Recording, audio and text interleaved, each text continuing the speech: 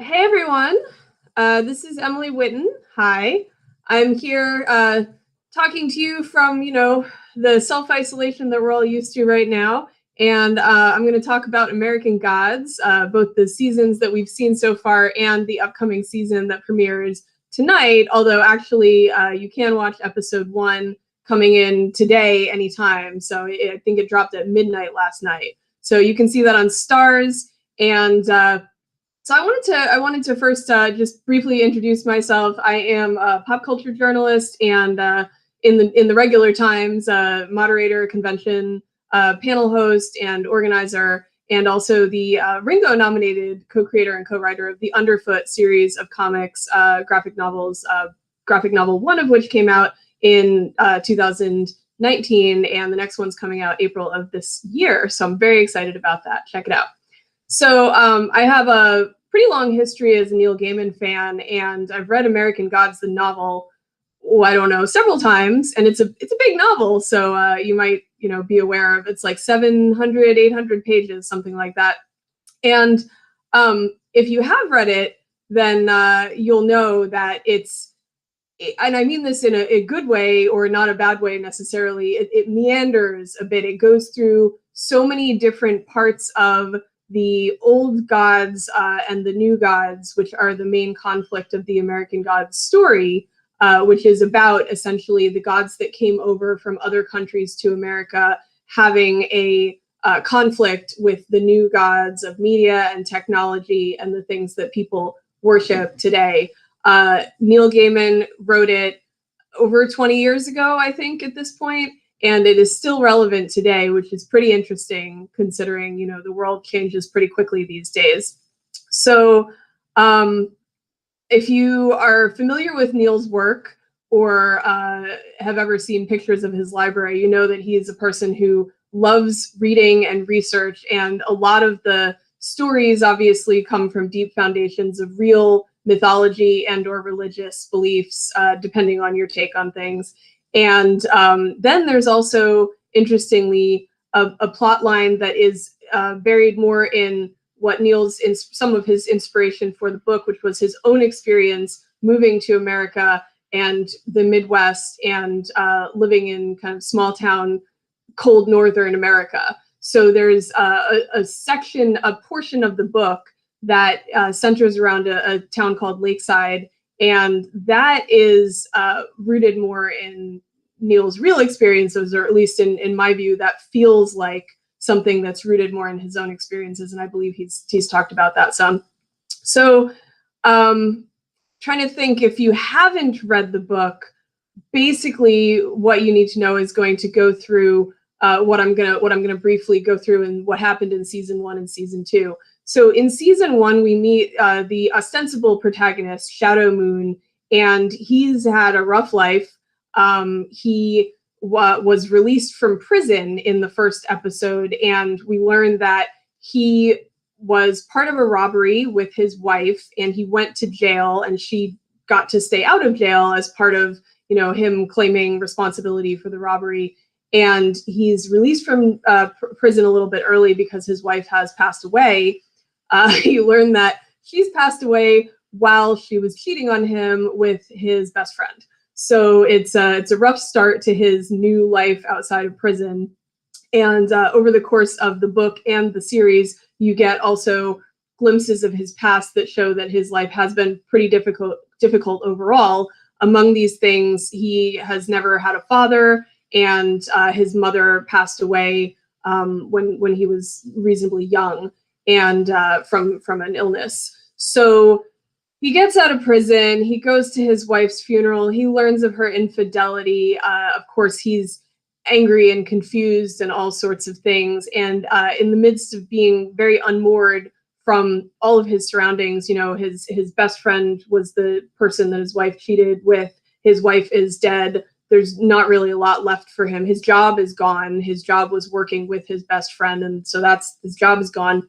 So he has really nothing keeping him where he is, and he meets this mysterious stranger, Mr. Wednesday, and Mr. Wednesday offers him a job. And Mr. Wednesday becomes very persistent because Shadow keeps saying, "No, thanks. I don't want to deal with you." So in the end, he ends up deciding to go ahead and make a compact with Mr. Wednesday to be his bodyguard. And, he thinks it's essentially an agreement, but in fact, it is more concrete than that because Mr. Wednesday is no ordinary person. So there's a big cast of characters that we meet in season 1. It's expanded in season 2, and then season 3 we get even more. So I'm going to try and kind of run down some of it. During the first couple of episodes of season 1, we also meet a leprechaun named Mad Sweeney, who's one of my favorite characters, actually.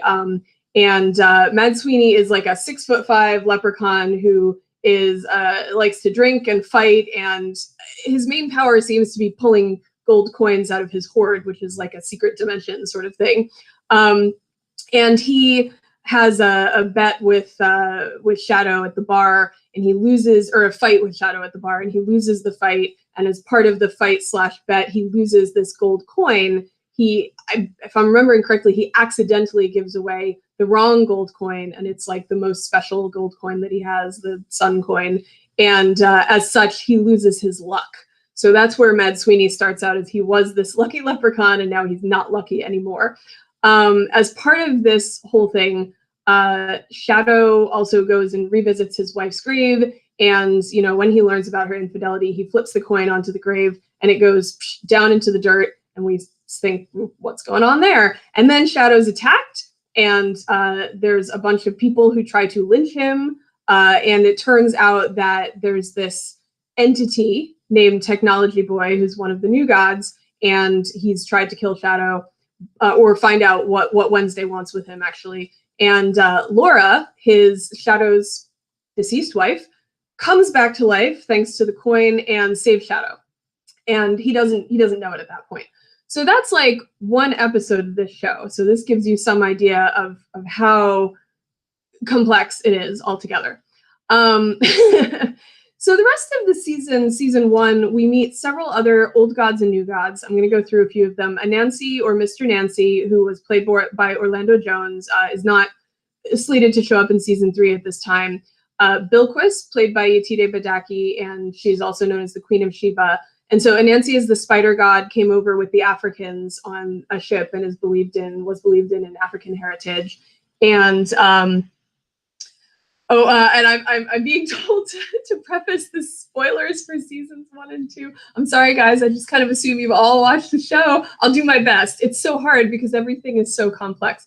But the main gods and goddesses, I think, are fairly well known. I'll try not to kill it all. So Bilquis is the Queen of Sheba. She's a love goddess. Mad Sweeney, the leprechaun. Chernabog is another one that we meet. He's a god of basically death and war. And he lives with the 3 sisters, the Zorayas, who are the morning star and the evening star and the night star or twilight star, if I'm remembering correctly. And like one is older, middle-aged, and younger. So that's similar to things we've seen in folklore as well, like the 3 fates or the 3 witches, or all of these, things where it's a mother, a maiden, and a crone that go together. We also meet a djinn, and he ends up in a relationship with a human, and it goes on from there. In the new gods, those are some of the biggest of the old gods, and Vulcan is another of the old gods that we meet in season 1. In the new gods territory, we have Mr. World, who's running the whole show. Technology Boy works for him. And we've also got Media, who works with them as Mr. World's greatest recruiter to the cause of new technology and the new gods. So that during the first season, essentially, we find out who a bunch of these gods are. We find out that Wednesday is working on recruiting the old gods into a war against the new gods. And in the midst of all this, Shadow, as his bodyguard, gets pulled along. He's a bit confused, which is understandable. Everything is crazy. There's a lot of, magic going on, or religion, or belief, or whatever you would term it. And in the midst of it, Mr. Wednesday is unpredictable, and they just are kind of going all over the country, and they're meeting these different people, and each of them, Mr. Wednesday wants something from them, but we're not 100% clear what all the time. It's like pieces of things that kind of come together into the plot. Meanwhile, Laura Moon, once she is a revenant, she can see Shadow as a light, and she decides that her purpose now is to save Shadow whenever he's in danger, or because he is in danger, and she wants to live again to do better with Shadow than she did when she was alive. So that's kind of season 1 without trying to spoil too much, but I have to spoil one thing because it kind of goes into season 2, which is at the end we do find out Odin's plot to do the war with the new gods and the old gods, and Shadow finally believes in him to a certain extent, or in the gods to a certain extent. And at this point, they are about to go to a place called House on the Rock. So then we move into season 2. I'm sure I'm forgetting tons of stuff. I'm trying to kind of give an overview. It is a very complex series and highly worth watching. But season 2 starts at House on the Rock. This place is insane, and it is a real place that I have been to. I know Neil Gaiman had been to it when he wrote this, and of course, if you have been there and you're going to write a story about, America, you can't leave out a place like House on the Rock.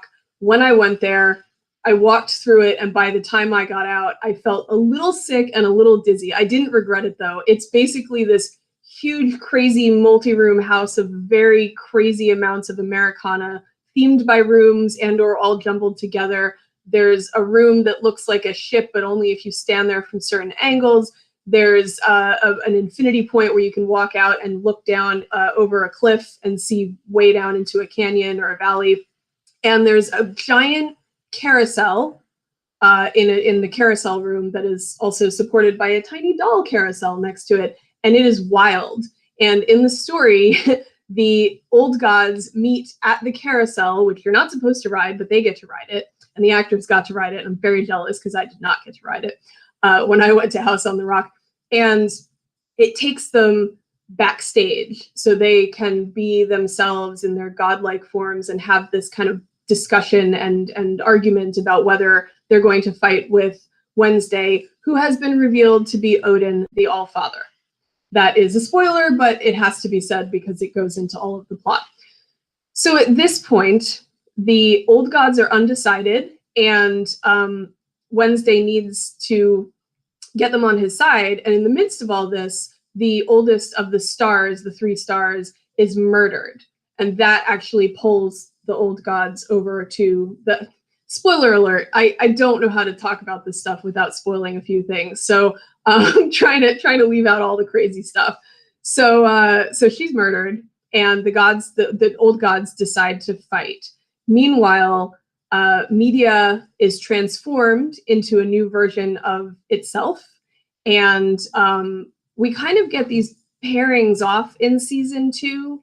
So Laura and Mad Sweeney the Leprechaun, Shadow's dead wife, and Mad Sweeney the Leprechaun are stuck together because she has Mad Sweeney's coin that gives her life and is his luck. So he needs to get it back from her, but it can only be given voluntarily. So he's trying to help her in her quest to get her life back so he can get his luck back. So there's those 2. Then we have the Jinn and his human companion Salim, and they are paired together by love. And so they go places together because, Salim loves the Jinn, and we don't know exactly how the Jinn feels about him, but it seems like there's a good relationship going on there.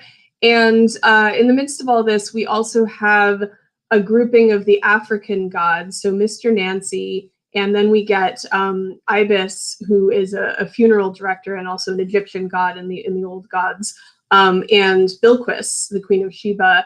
And they have a discussion of their own in which Mr. Nancy they need to fight. Their people have been oppressed, and they've let it happen, and they haven't stood forth and given a good fight to.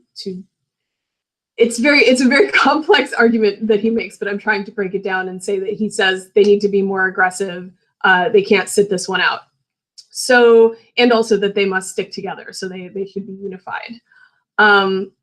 It's a crazy season. It's a little disjointed, I will say, and this series is based on a book that is packed with ideas, and so the packing of the series with the ideas makes it a story that has to have a lot in it. So in the midst of all of that, there's a plot line where Laura's still trying to get her life back. Wednesday offers her one possible way. Mad Sweeney offers her another possible way. She tries one way, which is helping Wednesday in his advancing his war. She then tries a different way. It helps her a little bit, maybe, but then she tries Mad Sweeney's way. It's pretty interesting and is actually one of my favorite weird things to happen in season 2. We'll talk about that in a minute. And then in the midst of all this, we also get a backstory about Odin's son, Thor, and what happened to him, which is also interesting and is given almost a whole episode, and it both does play into the overall narrative and is also kind of a little jaunt to the side. And in the midst of that, Odin accomplishes one of his goals, which is regrowing the world tree, which I believe is pronounced Yggdrasil. I hope I'm getting that right. And in the midst of that, not only do we have a new media, but Technology Boy, is also respawned as Quantum Boy, a new form of technology, because technology and media develop very quickly. So new media is played by a different actress, but Technology Boy to Quantum Boy is played by the same actor.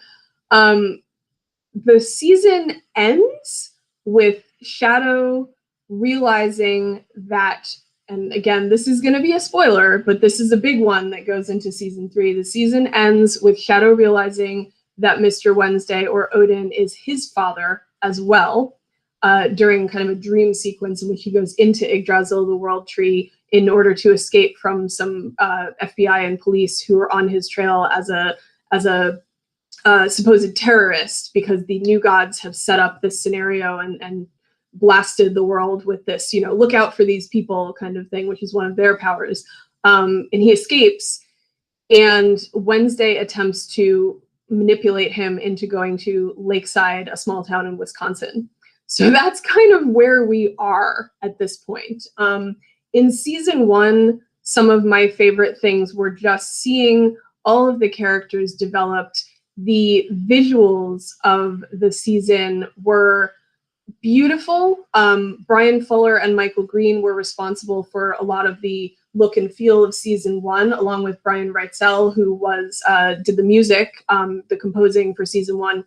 And they all, sorry, not they all, but Brian Fuller and Brian Reitzell came over. They had done Hannibal together. And if you had seen that, the visual style wasn't the same, but it definitely had a familial feel to that. So there were a lot of beautiful long shots of close-ups of things happening, like mechanical things or water or blood dripping and different stuff like that. And the music was kind of haunting and eerie in a way that was not like Hannibal, but a similar feel. And that really set up the feel of the show. They left after season 1. Fuller and Green were let go from the show. And I think that the rest of the seasons do keep the feel and the aesthetic of that, but it was very much set up in season 1, I think. So you get a lot of that aesthetic feel, which sets up the mystical aspects, or the religious and the magic aspects. A lot of great special effects, and then the cast from day 1 is amazing. We've got Ricky Whittle as Shadow, and he's very powerful performance. He can do the range which is needed as Shadow. He can do when he's in the midst of learning about his heritage or seeing what the gods are doing. He can do humorous and friendly and small town. He can do puzzled, and he's got a huge range of all of that. Ian McShane as Wednesday, who one of his big things is his charisma and his charm. And I mean, Ian McShane has that for days. So that's not a question. He's got charisma. And Yetide Badaki as Bilquis, who doesn't have as big a part in the books, but she did such an amazing job. And I think they, maybe some of it was that they thought they wanted to explore her story more, but also I'm sure part of it was that Yetide is amazing as Bilquis and is like magnetic. And, I'm a big fan. She glows, you know, she definitely has her own charisma. So we've got an Emily Browning as Laura Moon. You know, I didn't really like Laura in the book. She's one of my least favorite characters. And I came into the series being like, oh, Laura, I don't really. And now I really enjoy her, especially in the escapades with Mad Sweeney, which have become, spoiler alert, tinged with romance, and in the weirdest way possible, because we've got a crazy leprechaun who can't remember parts of his past, who once was also a king and has a long storied history, and a dead woman who cheated on her husband and wants to live again to have a better life with him. But maybe that's not really what she wants. Maybe she wants a crazy leprechaun. You know, it's all very strange. But I love Mad Sweeney. I love Pablo Schreiber as Mad Sweeney, and Emily Jane Browning as Laura Moon. Crispin Glover was Mr. World, and he's Crispin Glover. He's eerie, he's weird, he is he's not at all a comfy, cozy guy, and that is what you would want for someone who's heading up the new gods of technology and media. And Bruce Langley as Technology Boy to Quantum Boy, and at one point seen as an earlier iteration. I'm not sure, maybe he was Telephone Boy. I don't know. He's definitely an earlier iteration of the same god. He is delightful. I adore his portrayals and his I don't know, there's just something about him. He's often in acting in the character, he's limited in range sometimes, but there's so much going on in his face, even when he's supposed to be like just kind of carrying out orders, that it's fascinating. I mean, everybody here is amazing. So and then season 2 going through kind of, you know, when Shadow figures out that he is on Wednesday's side, he becomes Wednesday's man for real. He advocates for the war with the new gods to ensure that the old gods keep their power. And it's an interesting turn to the point where he, spoiler alert again, but it goes into season 3, kills for Mr. Wednesday. And then we roll on into season 3. Couple of things, and this is I'm going to try not to spoil it too much, but you've seen trailers, I assume, or they're out there. So some of the things in season 3, we've seen a lot of turnover in this show. So the feel of the show in terms of aesthetic and visuals and music has been pretty consistent, set up in season 1 by the Fuller and Green team, but they did leave after season 1, possibly budgetary concerns, other things. Who knows exactly what's gone on behind the scenes? Different people say different things, but it did, you know, shake things up. And they got another showrunner for season 2. Didn't last very long, from my understanding. So, like, the line producers were kind of pulling it along, and you could notice that the story framework changed some. So in season 1, it was a little more linear, and Wednesday was kind of having a specific thing from here to here, and in the midst of it, you were learning a bit about each of the gods, or several of the gods and their stories, sometimes through Mr. Ibis, who is also a storyteller, as well as the funeral director, god of the dead and the Egyptian lore. And so you could see pieces of them, but there was that thread of what Wednesday and Shadow were doing that goes through the whole thing, and what Laura was doing. And so the main story traveling was Wednesday and Shadow, and Laura following along after them, essentially.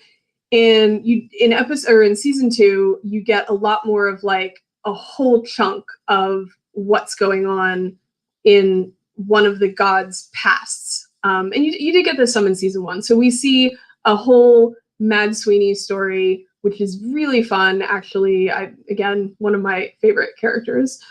We see a Bilquis, history, and we haven't seen Chernabog in well, I guess we saw some Chernabog. I'd be interested to see more, actually. Played by Peter Stormare, who's amazing. I've liked him ever since Prison Break. And you just get, I hope I'm getting all the actors and actresses' pronunciations right, by the way. I apologize if I miss anyone or skip anything. But you get these really interesting stories, but they're in season 2, they're more expanded on. So you get a lot more kind of longer individual stories that are put in the midst of the shorter vignettes of what's going on with Shadow and Wednesday, and they split up and they come back together, and there's a lot going on with Wednesday's individual goals. Like at one point he's paired up with Laura, you know, as she's trying to get her life back, and then Laura he leaves her, he abandons her and goes to another, you know, objective of his own. And you see more of like what Technology Boy is trying to do on behalf of Mr. World, etc. So there's also a lot more of Mr. Nancy in season 2. Orlando Jones was also writing some of the show and producing some of the show, if I'm remembering correctly. And then there was a shakeup there. Media, Gillian Anderson, the original media, left after season 1 when Fuller and Green were let go. So there was turnover there, and we got a new media. And then Orlando Jones was fired after season 2. That was contentious, and so we have no more Mr. Nancy for season 3. Orlando Jones said that it was contentious and that the allegations of racism and the showrunner said that Mr. Nancy just didn't fit into season 3, which in the book he does show up. So take from it what you will, but I tend to believe that Orlando Jones is probably not making up what he said to the whole internet in video that you can watch out there. So it's been a really up and down kind of show. So in season 3, one of the things that we get is a new Mr. World, who is a Ms. World, and then another Mr. World down the line. If you've looked at some of the, you know, the trailers and the upcoming information on that, we get a couple of changes of who Mr. World looks like. And I don't know what happened there. Crispin Glover is an interesting, very talented actor, but interesting. I don't know if this was another upheaval or if the new, that's Ms. World, you can see right there. She shows up in the first episode of season 3, and then down the line, supposedly we're going to get another iteration that's not Crispin Glover, that's, you know, another Mr. World. So there's a lot of flexing of the different, what technology and media can look like, and kind of the idea that they can change rapidly. I don't know if this is caused by casting changes or if it's part of just what they wanted to tell a story of, because media and technology do change. I know that the new media was in part because Gillian Anderson left. So, but I do think, and not spoiling anything, but having seen episode 1 of season 3, episode 1 and 2 of season 3, I think it's interesting to see the new world in its role, you know, I think, or his, her, their role. I do think it's a fun play to have that, whether it's whatever it was caused by. And I think it'll be interesting to see the other iterations of Mr. Ms. The World. So in season 3, we find ourselves going to Lakeside. That was definitely broadcast by the trailer, so that's not a spoiler. And one of the things I'm really excited about is that, as I mentioned at the very beginning of this, which you may not remember anymore because we've been talking so much, it is one of the things that's rooted in Neil's experiences in America, his personal experiences in America, although obviously it's not about his own personal experiences specifically, but it is his own observations of American, you know, culture and his living in the American Midwest and everything. And because of that, I think that it, from what I've seen, I think it has a real cozier, smaller feel to it that anchors the show. So one of the things that seasons 1 and 2 had were this kind of we're all over the place kind of thing going on. And it's not that there isn't a lot of all around, lots of gods going on here, but I do think that season 3 maybe, it appears that from the trailers that Lakeside may play a role in the whole season, which is 10 episodes, if I'm remembering correctly, instead of the 8 of first and second seasons.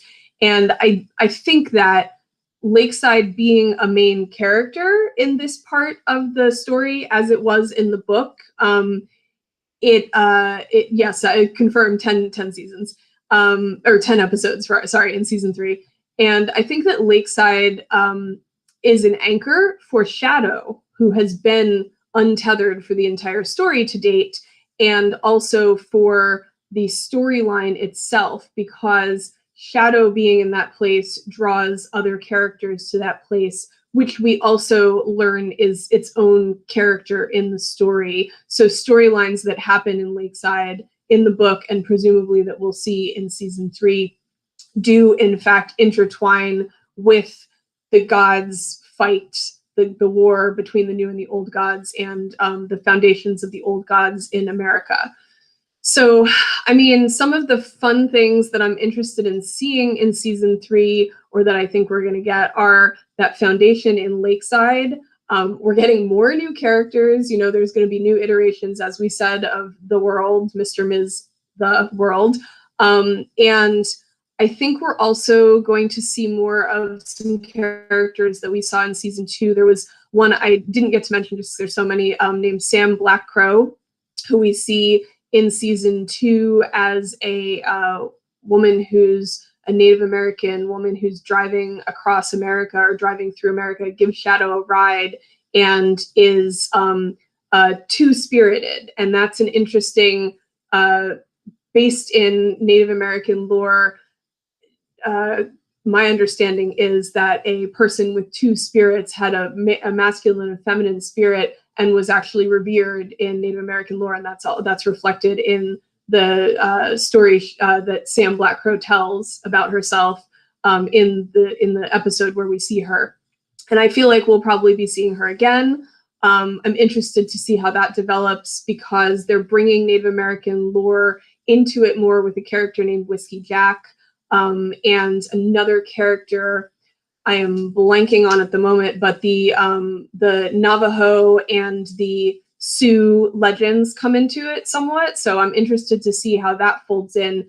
Throughout the series, we've seen a bison with flaming eyes, who is the representation of, well, I don't know if that's in the book. I don't know if it's been revealed explicitly in the show. So I'm just going to say that this is a bison with flaming eyes that shows up in Shadow's dreams a lot, and in the first season told him to believe, and has spoken to him, or appeared to him, or given him advice in his dreams, and in the kind of mythical or religious world. So Brandon has confirmed for me that we might not know what that represents yet. So I'm trying not to spoil anything. But the bison seems to be, I would think, tied into the American West, or America anyway, just from seeing it and knowing the history of America. And so, but that's really the only native lore we saw, or potential native lore we saw for a certain amount of time. You know, we saw a lot of the gods who came from other places. So I'm really interested to see what they do with the beliefs that were already here in America before these other gods came to the shores, because then we'll have the original native gods, the gods from the old world, from other countries, and then the new gods that America built itself. And so then we really have the Trinity, to speak of religious things, of all the different kinds of gods that we might see. I want to see what's going to happen with Wednesday's manipulations, because we certainly learned that he is manipulative, and that he is responsible for some of Shadow's misfortunes, and for other characters' misfortunes. And Shadow is constantly warned about Mr. Wednesday, yet continues to follow him. So I want to see how they continue to develop that. And I'm interested to see what happens with Laura, and if we're going to see Mad Sweeney again. I really want to. I want to see Mad Sweeney and Laura. I never thought I would say that, but there it is. The show has gotten me on board with that. So I really want to see that. And then I want to see, gosh, there's so much I want to see. This book is huge. And I think we basically, in season 2, if I remember correctly, we're basically in the first half, or the first part of the second half of the novel. So there's still a lot to go. It's supposed to be 5 seasons, and despite the upheaval, they've kept it going for these 3 seasons with a lot of the main cast staying and just really knocking it out of the park. Even casts that came and went intentionally because that was part of their role, like Corbin Burnson in season 1 as one of the old gods. They were just fantastic, so I love to see who's coming into it, who's staying. I want to see more Bilquis. In the first season, we thought she was going one way. In the second season, it looked like she might be going another way, or rather over the first 2 seasons, it was kind of like, is she on this side? Is she on that side? What's happening? And in season 3, I want to know what she's going to do, because again, she wasn't as big a character in the books and went in a different direction there. So that is a realm in which I can't really predict what's going to happen, which is exciting because there are some parts from the book that I assume we're going to get to know more. I did enjoy in the first episode of season 1 seeing the actor playing Chad Mulligan. I think he was in Smallville as Whitney Ford, unless I'm misremembering. If I'm getting that wrong, I apologize. I didn't get a chance to look that up, but I've enjoyed his portrayal so far. It's different from what I would have expected from the book, where I think he's older, kind of like heavier, jovial, kind of small town sheriff, and so this is a little bit different. But I'm interested in seeing more of him and the other small town folks. When Shadow gets to the new town, he meets a lot of the folks, and I'm trying again not to spoil too much, but one of the main characters that he meets has been that plays a big role in the Lakeside story in the novels, has been gender swapped, and I think that's interesting. To my view, so far as I've seen the first couple of episodes, that does not it plays very well. I have no issues with that at all. I think it's well done, and the actress is great, and kind of perfect for the role, whether it was the role that was intended in the book, like whether it's not obviously the role as written in the book, it's the role as written in the season in the show, but so good. So I'm really a big fan of the portrayal of the Lakeside town so far. Again, trying not to spoil too much. But everyone that Shadow has met from the town, I think they cast well. I'm really enjoying it. Without saying too much about it, the feel of it to me confirms what I suspected when I said that I thought we would get that anchor and that small town feel that feels more solid as a person living in the real world as opposed to a person living amongst the gods. It's fun. It's fun, even though there's serious stuff going on in the small town. It's fun to see small town America in a different way than, for instance, Mama G, who is in all the Motel Americas across the world, because those are representative of someone who is unrooted and who ends up at the side of the road in a motel because they don't have a place to go. And a lot of season 1 and 2, they ended up in these Motel Americas as meeting places for the gods. But in Lakeside, you've got those roots, and they go very deep, which is part of the storyline that we are going to be seeing. Oh, let's see. I'm trying to think what else I can talk about without spoiling too much. I think that, there's so much to see. We've got new actors coming in. I'm really excited about being in Lakeside for the season. I think it will feel very comfortable in a still exciting way to have that as a root of the show. And I'm very excited to see what Ricky Whittle as Shadow does as he goes through that part of the experience of his life. So yeah, I like the start of season 3 a lot from the first few episodes I've seen. I think that season 1 was a great overarching start. I think season 2 was very interesting, but did feel a little bit here and there and everywhere. And I think season 3 is bringing it back together, pulling it into a more cohesive storyline so that we feel like we know a little bit what to expect without ever knowing what to expect. Because this is Neil Gaiman and it's American Gods, and anything could happen, and everything is crazy beautiful in the visuals and the storytelling, and it's a really fun time. So yeah, thanks for sitting with me through this potentially meandering, as the novel and the story are a little bit, thoughts about seasons 1 and 2 and season 3. I am really interested to hear what other people might have to say about all of it to date, and particularly, you know, what do you think season 3 is going to be like? Have you seen the first episode yet?